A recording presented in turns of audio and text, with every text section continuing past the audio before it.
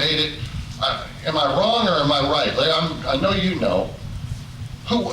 Anyhow, you look back in history, look it back, Google it, as far as Muslims not being allowed here in America. As one of our presidents, maybe it might have been Andrew Jackson, one of them made it to where you cannot be in this country. So, I forget which one, it's just, you know, I'm going off memory. I got so much stuff in there from the last 8 years, it's incredible.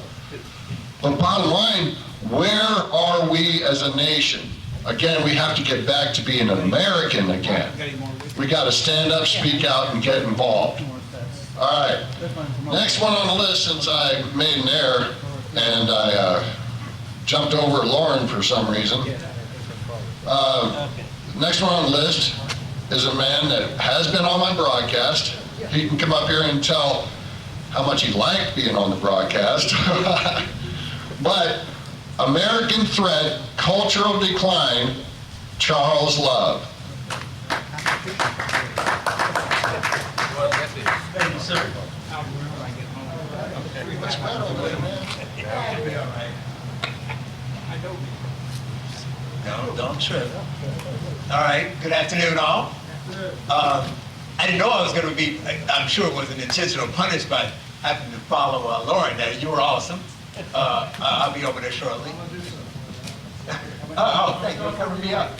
Yeah, I'll have to come over and get that in a minute. I have some a prop there. So I came here in the rain all the way from Chicago to talk about what I think is the greatest threat in the country today. A lot of you have kind of talked about the same things in different ways, and I guess I'll just hit my point. So I think that this threat is compounded by the fact that no one's talking about it.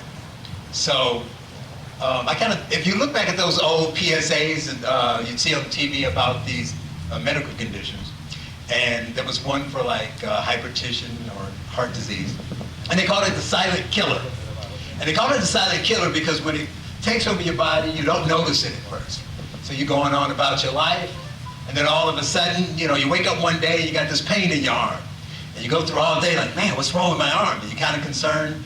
But that night or the next morning, you wake up and it goes away, so you ignore it. A few months later, you're putting on your pants and there's a bruise on your leg. Yeah. Did I run into something? I don't remember that, but you touch it, it doesn't hurt, so you ignore it. Then all of a sudden, catastrophe hits, right? And when it happens, it's big, right? It's fatal for many people. And if you don't die, your life has changed forever. So this threat is going to have that same impact on the country if we don't do anything. So I think about it and say, well, we watch the news on TV, read the paper, and they talk about threats every day. But they talk about Russia, right? Russia's a threat. For many of them, the president is the threat. He's the biggest threat facing the country. If you ask the Bernie Sanders wing of the Democrat Party, they'll say income inequality or climate change is the biggest threat. But conservatives aren't really exempt from this either, right? We'll say illegal immigration is the biggest threat. Or they may say the growing scope of the government is the biggest threat. But I say none of these. I mean, they all have an impact, and it depends on where you are and how you live in your lifestyle, how it affects you personally. But what I say is the biggest threat affects everybody regardless of who you are or where you are. You can be a rich white family living in Manhattan, or a poor black family from the south and west side of Chicago. It still impacts you. And a lot of you have talked about it today. It's the cultural decline, right? It's the, removal of traditional values. It's the elimination of God from society, and it's the weakening of the family. So, like I said, I wrote a book. Since we're talking books, oh, it is ringing over here. You're right. It's called "We Want Equality: How the Fight for Equality Gave Way to Preference." And in it, I mostly talk about equality and how people say they want equality, but their goals will never be achieved for two reasons. One, because it's human nature, right? People will always lie, steal, cheat, try to take from someone else. But the other reason is, if you listen to the social justice warriors and their demands, they don't really want equality, right? So they'll say, things aren't equal, I want equality, so in order to get it, you have to give me something, right? So what they're asking for, if their demands can't be met unless you give up something, then it's not equality, right? So liberty, freedom, and all that, it stands upon you having those rights and not having to take them from anyone else. So they don't really want equality. But in that, woven in the book, talking about equality, is all the stuff I talk about that's hurting the culture. So I wanted to talk about it and split it into 3 areas. Talk about where it all began, where we are now, and where we're to go if no one will do anything about it. And then lastly, talk about what we can do to change that. So a lot of this all started in the 60s, like we mentioned before. So after the Civil Rights Movement. So we had separate fights that were going on, but they all kind of galvanized and grew together. So you had the feminist movement, you had the sexual revolution, you had LBJ's war on poverty, right? And eventual affirmative actions, and then you had the attack on God, right? So these were all little separate movements, but they all started to, people noticed that if we put them all together, we can add force to it and gain momentum. Now, a couple of those were started with good intentions and the other 2 weren't, but it didn't really matter what the intentions were. So if you look back then, so you talk about the feminist movement. Initially, it was just women saying we weren't treated equally and we want to be treated equally. And we look at that and fast forward to today and you see what's happening today as far as gender is concerned, and it's totally different. It's because no one stood up and said anything. And then you look at the sexual revolution. That one was weird because it was kind of like the children of the people who fought in the big wars, and you throw the Depression in that, they had seen so much that they wanted the best for their children, so it was good intentions.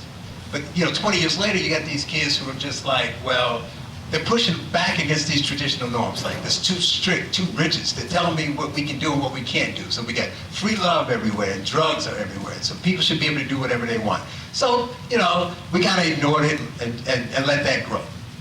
But the big one is the poverty thing, which was also good intentions. So LBJ said, we need to do something about poverty. It's growing, we need to fix it, so he has this commission. He puts the Democrat from New York, which everybody here, because they read it, they pay attention, know who it is, Daniel Patrick Moynihan, said, go out and find out why this is happening. So in 1965, he publishes his famous Moynihan report, and he talks about the poverty and why it's getting so bad. But he noticed something in doing his research. He said that there's a crisis brewing in the black community. And he said that there's an unusually high number of households being led by single mothers, and it's causing all these problems. And if we don't stop it, it's going to get worse. So he was mostly ignored. Some people called him racist. Nothing happened. So all this stuff happened. So when I came up in the 80s, it's 20 years later, and all this stuff had festered. So in the 70s, we got affirmative action programs. We had the Roe v. Wade decision. We had, and school prayer ending in the 60s. And when that Supreme Court made that decision, it started a cascade of legal challenges to all types of things. You can't have the 10 Commandments here. We don't want nativity scenes here. So they were attacking the culture from every angle. Nobody really pushed back. So when I was coming up, it became this, it's kind of like the movie Wall Street, like Gordon Gekko, greed is good. So that became cool. So at least 15 years before that, families were still saving money, right? People weren't rich, but they found a way to eke out a living. They saved money. It was important not to spend and live beyond your means. But by the 80s and the 90s, everybody was spending. You had people who would have been well off, but they were buying the biggest house they could buy. They were overextending themselves, trying to be like the Joneses. You had poor families who would spend more than they should spend on just wants. They're not even focusing on what they needed. And then your desires became needs instead of wants. It's like everything you wanted was a need. And it was nothing to see people line up around the block to stand in line to buy $300 gym shoes, even though they were prioritizing bills in order to get them paid. So all this stuff happens, nobody does anything. We look at it today. So you look at that today. I talk about, a big one is Moynihan's report. So a lot of conservatives reference this because the single family is so detrimental to society, and we see it, it's so prevalent. But I think they leave out the most important piece. So like from when he published that in 65 till today, the number of households in the black community that are led by single parents have tripled, which is bad. It was already bad, it tripled. But no one talks about the most interesting piece in that. And that is, for white families, it's grown 9 times from the time he released this report. In fact, if you look at the white families today, there are more households led by single mothers today by a percentage than there were black families when he issued the report. So the point here is that the culture is declining for everyone. It's just declining faster for some than others. But no one's really doing anything about it. And then gender's issue is interesting because they kind of fight the gender thing from two ends. So they say that women are equal, we can do the same thing men can do, and we need to have more rights. But in order to, so I look at it this way. So let's say you're a female engineer and you want to see, it's a male-dominated industry and you want to see more women being engineers. So there's a way to do that. You get other female engineers, you start a group, you start to mentor other women, you get money together, that's totally fine. All I don't want the government to set aside specific money for groups because then you're picking winners and losers, and you shouldn't do it to the detriment of men, which is what's happening. So I'm going to reference the book here, because I have a couple things here that I write about gender that are important. So we have set-asides, federal congressional programs that we set aside for STEM research and other things for girls because they say it's not equal and men dominate everything. But I write here that girls are now outperforming boys in school. They are more disciplined, more mature, and study harder. They've always exceeded boys in reading and writing for years. While that gap is increasing, STEM advantage for boys is shrinking. That was happening without the benefit of charitable programs or government programs focused on correcting the gender gap. Then it says, as for boys, their performance is decreasing. They are 5 times more likely to be expelled than girls, more likely to drop out of high school, and less likely to attend college. Of the students that attend college, boys earn 43% of the bachelor's degrees, 40% of the master's degrees, and 48% of doctorates. So the shift is already happening. It's being accelerated because we put money behind girls. But in addition to that, societal problems hit men harder. They're 3.5 times more likely to commit suicide, twice as likely to be homeless. They are 93% of the prison population, 5 times more likely to be murdered, and 8 times more likely to be a murderer. But we've created an us versus them mentality. So we have these boys who grow up in single-family homes with mothers only. You would hope that maybe the mother would say, well, this boy needs some encouragement from me and let me find him a mentor. But that's not likely to happen. So we used to send them off to the boys' club. But that's sexist today, and now you can have a girls' club, but the boys' club needs to have girls in it. So they can't go there. You go to the church, and a lot of them, like you mentioned before, have moved to the left so they don't get the nourishment they need there. You send them to school. Now, when I grew up, and I went to school, there were still men in school. You look at the schools today, all the teachers are women. But look at what they're teaching, right? So because there's this girl power push, they're teaching that girls are important. They're teaching toxic masculinity in schools. They're teaching there's something wrong, innately wrong with boys, that they need to be fixed. So they don't get it there anyway. So where are they going to get it? So they have no place to turn where they're getting encouragement from men. And you wonder why these societal problems are the way they are, and why there's a high suicide rate.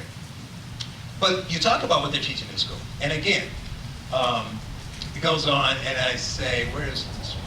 Oh, there's a book by a woman named Virginia Balin. And her book is Why So Slow? The Advancement of Women. And in it she says, we don't accept biology as destiny. We vaccinate, we inoculate, and we medicate. So I propose we adopt the same attitude towards biological sex differences. So in the schools, they're teaching that gender is fluid, that there's no difference between men, boys, and girls, yet they're teaching that you need to give a special privilege and advantages to girls. So the two don't comport. So now, we advance to today, and we have no one talking about these issues. We're focusing on political stuff, but nobody's doing anything about the cultural divide. So because of this, I think that we need to focus on that. So conservatives, we go out and we speak about policy and all that, but the way that I think to make this shift, to slow down this progressive agenda, is to get more people aboard, right? You can't just talk to conservatives, because there's many liberals and independents out there who disagree with conservatives on many political issues, but if you ask them, do you think it's okay for a parent to have a 7-year-old say, I think that I'm a boy, and allow them to have a sex change, they say no, right? They say that illegal immigration is hurting the country. They agree on all the core cultural issues. They just don't agree on policy. So why don't we eliminate them in our conversation? Right? I say that we need to include them in fighting back the negative culture.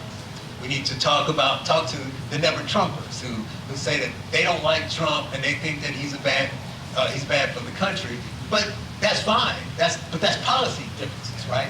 What are you doing about? So you can't go out. There's never Trumpers. They hate him so much they say vote Democrat.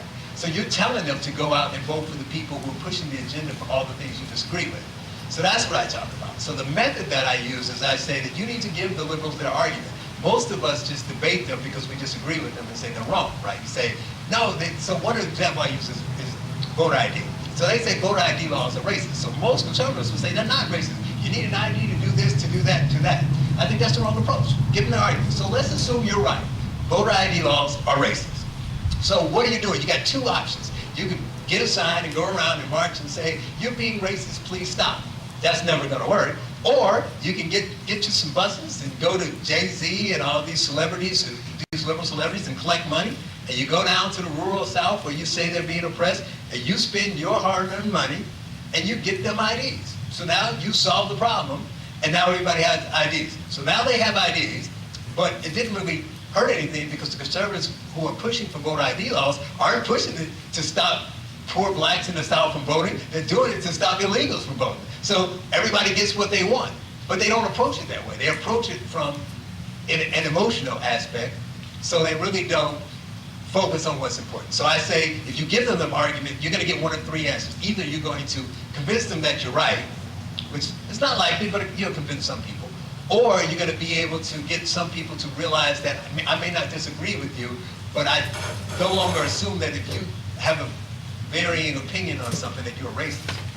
Or you get them to admit what they really want. They say they don't want open borders, right? Because you got to learn how to decode what they say. You want open borders? No. This is Chuck Schumer, all of them. They say, no, we want to defend our border just like you. We just want to do it in a compassionate way. So you say, okay, tell me what a compassionate way is. And they'll say, well, we need to get rid of ICE, and we need to stop locking innocent people up who are just trying to work, and we need to stop breaking up families, and we should stop chasing down people when they cross the border, and we need to allow them to vote, so they go down this list of things, and when they get done with the list, what does it equal? It equals open borders. It's the same thing for every policy, right?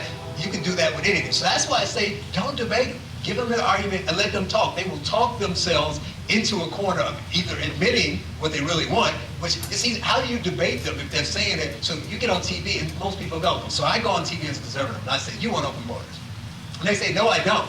How am I going to win that debate? They're going to say you don't. I'm going to say you do. And Don Lemon's going to say, well, you're just throwing stuff out there and being unfair. The man said that he didn't want open borders, and you just keep throwing out these false accusations, right? You lose. So you have to find a way to get them to say what they really want. So just ask questions. Just say, okay, I'm with you. What do you really want? And they'll start telling you. It works for everything. Gun control. I did have an example. I wanted to read one about gun control.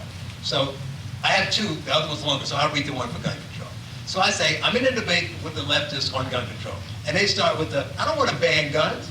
I only want sensible gun control. So I say, okay, what does that mean? So usually they say things that are already on. I want background checks. All the things that are already on there. Because they don't carry guns and they don't know. So you tell them that most of the things that are mentioned in already law, they'll mention the gun show. And then you say, okay, gun shows, I see that. So you watch a lot of news, you see a lot of shootings. Can you tell me how many shootings on the news you remember, school shootings or otherwise, where the perpetrator used a gun that he bought at a gun show? They come up with none, right? So they say, okay, so let's set that aside. So give me something else.